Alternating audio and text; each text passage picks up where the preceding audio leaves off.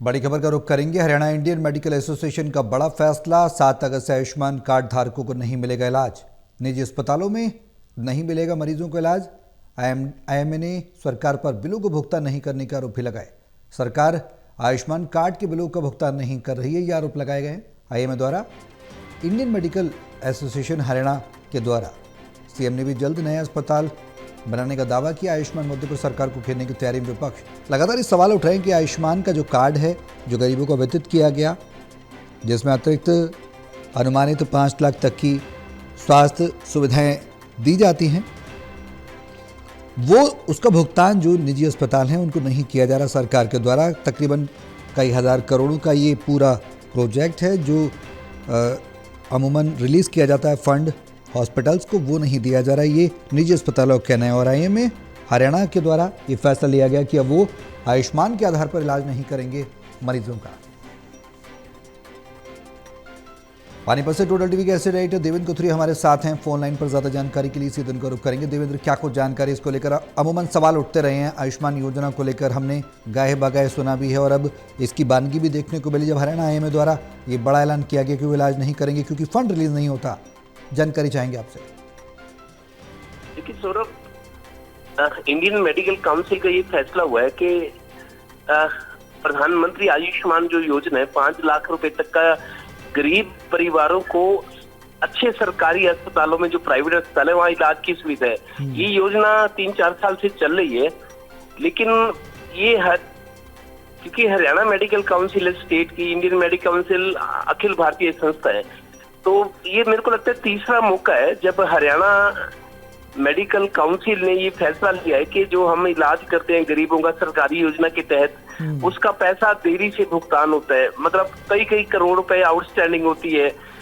तो जो पैनल पर है हरियाणा में निजी अस्पताल, उनका ये मेरे को लगता है तीसरा फैसला है कि हम इलाज नहीं करेंगे, क्योंकि पैसा वो सरकार बहुत देर से देती है। जो उनके खर्चे होते हैं, सैलरीज है, अस्पताल की मेंटेनेंस, लाखों रुपए बिजली के बिल आते हैं, उनके भी खर्चे हैं, लेकिन टाइमली पेमेंट ना होने से उनको परेशानी होती है। तो अब फिर फैसला हुआ है कि 7 तारीख से अगस्त 7 अगस्त की रात 12 बजे से, मतलब 6 बजे की रात 12 बजे से जो 7 अगस्त हो जाएगी, इलाज बंद कर दिया जाएगा। अभी भी कई 100 करोड़ रुपया अस्पतालों का बकाया है। दूसरा पहलू देखिए सौरभ, अभी 2-3 दिन पहले पानीपत के डिप्टी कमिश्नर ने एक बयान दिया था 3 दिन पहले, ये आयुष्मान योजना के तहत निजी अस्पताल जो इलाज करते हैं वो बहुत बड़ा धोखा है। उनका ये कहना था, रोड एक्सीडेंट में जैसे कोई छोटी सी चोट भी किसी को लग जाए तो 1.5 लाख रुपए का बिल बनाते हैं प्राइवेट अस्पताल। मतलब बहुत बड़ी धांधली हो रही है। ये परसों डीसी का बयान था। पानीपत में सड़क सुरक्षा संबंधी बैठक चली थी।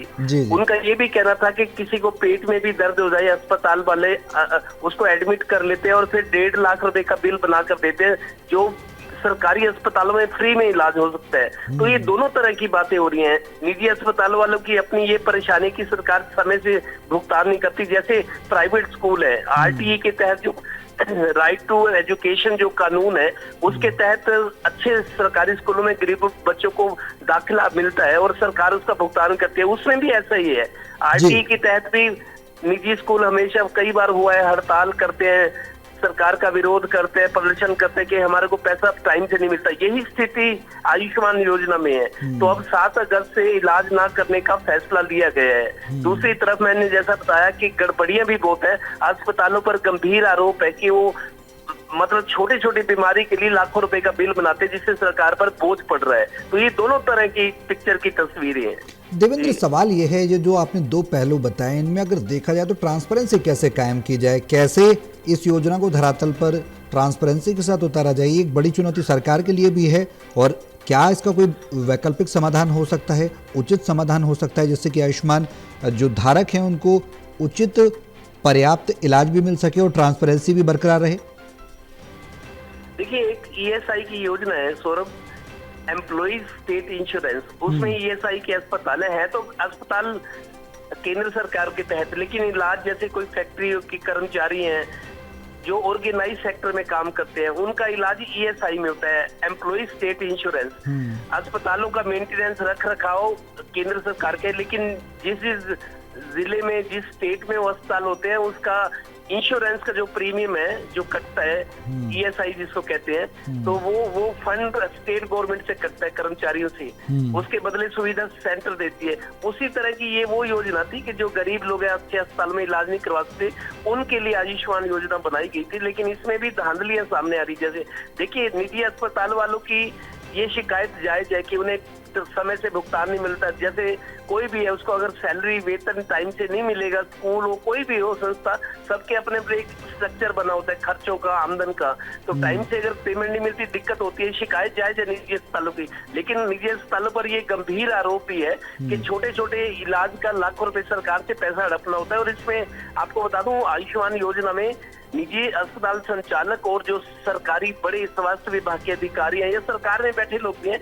उनकी आपस में भी सांठगांठ होती है अवैध कमाई के लिए देवेंद्र की तरफ से भी, और जो सरकार में या जो बड़े अधिकारी हैं, स्वास्थ्य विभाग के अधिकारी हैं या सरकार में बैठे लोग हैं, वो सब लोग आपसी धांधलीबाजी चलती है। देवेंद्र एक सवाल, इसी वजह से एक सवाल वो बेहद अहम, आपने ईएसआई का जिक्र किया। ईएसआई में कई मामले हम ऐसे देखते हैं कि जैसे कि अगर किसी एम्प्लॉय का इंश्योरेंस होता है तो उसके माता पिता, अगर माता पिता नहीं हैं तो उसके जो डिपेंडेंट होते हैं, मान लीजिए उसकी बहन है या फिर कुछ और है, तो नियमों में पेचीदगी है, उनको नहीं ईएसआई का लाभ मिल पाता है।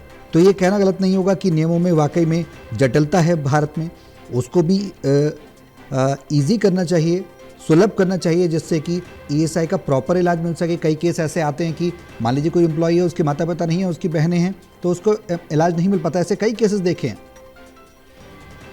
बिल्कुल, देखिए सौरभ, ये जो योजना है जैसा आप कह रहे हैं, सरकार को ना अब ये चीजें सारी सरकार के संज्ञान में जाती है, लेकिन उसका रिड्रेसल नहीं होता क्योंकि लेट चीजें होती है इस तरह की जो जाए। देखिए आदमी को मैं आपको ये सौरभ बहुत अच्छी एक बात बता रहा हूँ जो लोगों में है। देखिए आजकल पूरे देश में गुरुद्वारों में लंगर रोटी खाने की दिक्कत नहीं, आदमी पेट भर लेते। सबसे बड़ी दिक्कत है अच्छे इलाज की।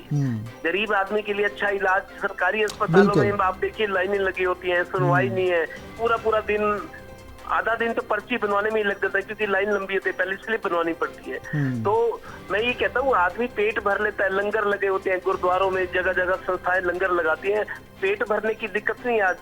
लेकिन अच्छी दिक्कत है गरीब आदमी, गरीब परिवार के लिए तो अच्छे इलाज की है। बिल्कुल सही बात अच्छे इलाज का मैं जैसा बता रहा हूँ, सरकार टाइम से पैसा नहीं देती और जिन लोगों का इलाज हो रहा है उसमें धांधलियां चल रही हैं, आपसी मिली भगत से पैसा हड़पा जा रहा है, दोनों तरह की दिक्कतें हैं। तो सरकार को अब इस मुद्दे पर कुछ विचार करना चाहिए। बिल्कुल, बिल्कुल। जो जिस तरह के आरोप लग रहे हैं और जिस तरह की परेशानी सामने आ रही है उनका रिड्रेसल, उनका निपटारा किया जाए। बिल्कुल उचित निपटारा किया जाए ताकि एंड यूजर्स जो कि उचित मजबूर व्यक्ति है उस तक इलाज पहुंच सके। इलाज पहुंचना आजकल बहुत बड़ी चुनौती बन चुका है। देखते हैं सरकार कब तक इस पूरे प्रकरण में संज्ञान लेती है। बहुत शुक्रिया देवेंद्र तमाम जानकारी के लिए।